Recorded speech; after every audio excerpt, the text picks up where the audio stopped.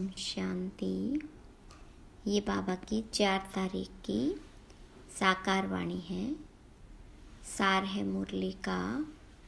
मीठे बच्चे गृहस्थ व्यवहार में रहते पारलौकिक बाप से पूरा वर्षा लेना है तो अपना सब कुछ एक्सचेंज कर दो। यह बहुत बड़ा व्यापार है। प्रश्न, ड्रामा का ज्ञान किस बात में तुम बच्चों को बहुत मदद करता है? तो बाबा ने कहा, जब शरीर की कोई बीमारी आती है तो ड्रामा का ज्ञान बहुत मदद करता है, क्योंकि तुम जानते हो यह ड्रामा हूबहू रिपीट होता है। इसमें रोने पीटने की कोई बात नहीं। कर्मों का हिसाब किताब चुकता होना है। 21 जन्मों के सुख की भेंट में यह दुख कुछ भी भासता नहीं। ज्ञान पूरा नहीं तो तड़पते हैं। ओम शांति। भगवानुवाच, भगवान उनको कहा जाता है जिसको अपना शरीर नहीं है। ऐसे नहीं कि भगवान का नाम रूप देश काल नहीं है। नहीं, भगवान को शरीर नहीं है। बाकी सब आत्माओं को अपना अपना शरीर है। अब बाबा कहते हैं, मीठे मीठे रूहानी बच्चे, अपने को आत्मा समझकर बैठो। वैसे भी आत्मा ही सुनती है, पाठ बजाती है, शरीर द्वारा कर्म करती है, संस्कार आत्मा ले जाती है। अच्छे बुरे कर्मों का फल भी आत्मा ही भोगती है। शरीर के साथ, बिगड़ शरीर के तो कोई भोग नहीं सकती। इसलिए बाबा कहते हैं, अपने को आत्मा समझ बैठो। बाबा हमको सुनाते हैं, हम आत्मा सुन रही हैं इस शरीर द्वारा। भगवानुवाच, मन मना भव, देह सहित देह के सब धर्मों को त्याग अपने को आत्मा समझ बाबा को याद करो। यह एक ही बाप कहते हैं जो गीता का भगवान है। भगवान माना ही जन्म मरण रहित। बाबा समझाते हैं, मेरा जन्म अलौकिक है और कोई ऐसे जन्म नहीं लेते हैं जैसे मैं इनमें प्रवेश करता हूँ। यह तो अच्छी रीति याद करना चाहिए। ऐसे नहीं, सब कुछ भगवान करता है। पूज्य पुजारी ठीकर भीतर परमात्मा है। 84 अवतार कचमच अवतार परशुराम अवतार दिखाते हैं। अभी समझ में आता है कि क्या भगवान बैठ परशुराम अवतार लेंगे और कुल्हाड़ा लेकर हिंसा करेंगे? यह रोंग है। जैसे परमात्मा को सर्वव्यापी कह दिया है, ऐसे कल्प की आयु लाखों वर्ष लिख दी है। इसको कहा जाता है घोर अंधियारा, अर्थात ज्ञान नहीं है। ज्ञान से होता है सोजरा।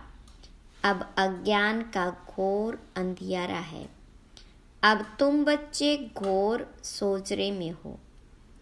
तुम सबको अच्छी रीति जानते हो। जो नहीं जानते हैं वह पूजा आदि करते रहते हैं। तुम सबको जान गए हो, इसलिए तुमको पूजा करने की दरकार नहीं। तुम अभी पुजारीपन से मुक्त हुए। पूज्य देवी देवता बनने के लिए तुम पुरुषार्थ कर रहे हो। तुम ही पूज्य देवी देवता थे, फिर पुजारी मनुष्य बने हो। मनुष्य में है आसुरी गुण, इसलिए गायन है, मनुष्य को देवता बनाया, मनुष्य को देवता किए करत न लागी वार। अर्थात 1 सेकंड में देवता बना देते हैं। बाबा आते हैं, आत्मा को परिचय देते हैं बाबा का, और हम क्या से क्या बन जाते हैं। तो बाबा कहते, शास्त्रों में गायन है कि मनुष्य से देवता किए करत न लागी वार। अर्थात मनुष्य से देवता बनने में 1 सेकंड लगता है। बाबा को पहचाना और शिव बाबा कहने लगा। बाबा कहने से दिल में आता है कि हम विश्व के, स्वर्ग के मालिक बनते हैं। यह है बेहद का बाप। अभी तुम फट से आकर पारलौकिक बाबा के बने हो। बाबा फिर कहते हैं, गृहस्थ व्यवहार में रहते हुए अब पारलौकिक बाबा से वर्षा ले लो। लौकिक वर्षा तो तुम लेते आए हो, अब लौकिक वर्षे को पारलौकिक वर्षे के साथ एक्सचेंज करो। कितना अच्छा व्यापार है। लौकिक वर्षा क्या होगा? यह है बेहद का वर्षा। सो भी गरीब झट ले लेते हैं, गरीबों को एडॉप्ट करते हैं। बाबा भी गरीब निवाज है ना। गायन है, मैं गरीब निवाज हूँ, भारत सबसे गरीब है। मैं आता भी भारत में हूँ, इनको आकर साहूकार बनाता हूँ। भारत की महिमा बहुत भारी है, यह सबसे बड़ा तीर्थ है, परंतु कल्प की आयु लंबी कर देने से बिल्कुल भूल गए हैं। समझते हैं भारत बहुत साहूकार था, अब गरीब बना है। आगे अनाज आदि सब यहाँ से विलायत में जाता था। अभी समझते हैं भारत बहुत गरीब है, इसलिए मदद देते हैं। ऐसे होता है जब कोई बड़ी आसामी फेल हो जाती तो आपस में फैसला कर उनको मदद देते हैं। यह भारत है सबसे प्राचीन, भारत ही हेवन था, स्वर्ग था। पहले पहले आदि सनातन देवी देवता धर्म था, सिर्फ टाइम लंबा कर दिया है, इसलिए मूंझते हैं। भारत को मदद भी कितनी देते हैं। बाबा को भी भारत में ही आना है। तुम बच्चे जानते हो हम बाबा से वर्षा ले रहे हैं। लौकिक बाप का वर्षा एक्सचेंज करते हैं पारलौकिक से। जैसे इसने यानी ब्रह्मा ने किया। देखा, पारलौकिक बाबा से तो ताज तख्त मिलता है, कहाँ वह बादशाही और कहाँ यह गद्दाई। कहा भी जाता है फॉलो फादर, भूख मरने की तो बात ही नहीं। बाबा कहते हैं ट्रस्टी होकर संभालो। एक्सचेंज करना अर्थात बाबा कहते हैं निमित्त बन। बाबा आकर सहज रास्ता बताते हैं। बच्चों ने बहुत तकलीफ देखी है, तब तो बाबा को बुलाते हैं, हे परमपिता परमात्मा रहम करो। सुख में कोई भी बाप को याद नहीं करते, दुख में सिमरन सब करते हैं। अब बाबा बतलाते हैं कि कैसे सिमरन करो। तुमको तो सिमरन करना भी आता नहीं, मैं ही आकर तुमको बताता हूँ। बच्चे, अपने को आत्मा समझो और पारलौकिक बाप को याद करो, तो तुम्हारे पाप कट जाएंगे। सिमर सिमर सुख पाओ, कलह कलेश मिटे तन के। जो भी शरीर के दुख है सब मिट जाएंगे। तुम्हारी आत्मा और शरीर दोनों पवित्र बन जाएंगे। तुम ऐसे कंचन थे यानी निरोगी थे, फिर पुनर्जन्म लेते लेते आत्मा पर जंग चढ़ जाती है। फिर शरीर भी पुराना मिलता है। जैसे सोने में अलाएं डाला जाता है, पवित्र सोने को जेवर भी पवित्र होगा, उसमें चमक होती है। अलाए वाला जेवर काला हो जाएगा, मिलावट करते हैं। बाबा कहते तुम्हारे में भी खाद पड़ी है, उसको अब निकालना है। कैसे निकलेगी? बाबा से योग लगाओ। पढ़ाने वाले के साथ योग लगाना होता है ना। यह तो बाप, टीचर, गुरु सब कुछ है, उनको याद करो तो तुम्हारे भी कर्म विनाश होंगे और वह तुमको पढ़ाते भी हैं। पतित पावन सर्वशक्तिवान तुम मुझे ही कहते हो। कल्प कल्प बाबा ऐसे ही समझाते हैं। मीठे मीठे सिकिलदे बच्चे 5000 वर्ष के बाद आकर तुम मिले हो, इसलिए तुमको सिकिलदे कहा जाता है। अब इस देह का अहंकार छोड़ आत्म अभिमानी बनो। आत्मा का भी ज्ञान दे दिया जो बाबा बिगर कोई दे न सके। कोई मनुष्य नहीं जिसको आत्मा का ज्ञान हो। सन्यासी, उदासी, गुरु, गोसाई कोई भी नहीं जानते। अब वह ताकत नहीं रही है, सबकी ताकत कम हो गई है। सारा झाड़ जड़जड़ीभूत अवस्था को पाया हुआ है। अब फिर नई स्थापना होती है। बाबा आकर वैरायटी झाड़ का राज समझाते हैं। कहते हैं पहले तुम राम राज्य में थे, फिर जब तुम वाम मार्ग में जाते हो तो रावण राज्य शुरू होता है। फिर और धर्म आते हैं, भक्ति मार्ग शुरू होता है। आगे तुम नहीं जानते थे। कोई से भी जाकर पूछो तुम रचयिता और रचना के आदि मध्य अंत को जानते हो, तो कोई भी नहीं बताएंगे। बाबा भक्तों को कहते हैं अब तुम जज करो, बोर्ड पर भी लिख दो। एक्टर होकर ड्रामा के डायरेक्टर, क्रिएटर, प्रिंसिपल एक्टर को नहीं जानते हो, ऐसे एक्टर को क्या कहेंगे? हम आत्मा यहाँ भिन्न भिन्न शरीर लेकर पार्ट बजाने आते हैं, तो जरूर यह नाटक है ना। गीता है माता, बाबा है शिव, बाकी सब है रचना। गीता नई दुनिया को क्रिएट करती है। यह भी किसको मालूम नहीं कि नई दुनिया को कैसे क्रिएट करते हैं। नई दुनिया में पहले पहले तुम ही हो। अभी यह है पुरुषोत्तम संगम युगी दुनिया। यह पुरानी दुनिया भी नहीं है तो नई दुनिया भी नहीं है। यह है ही संगम। ब्राह्मणों की चोटी है।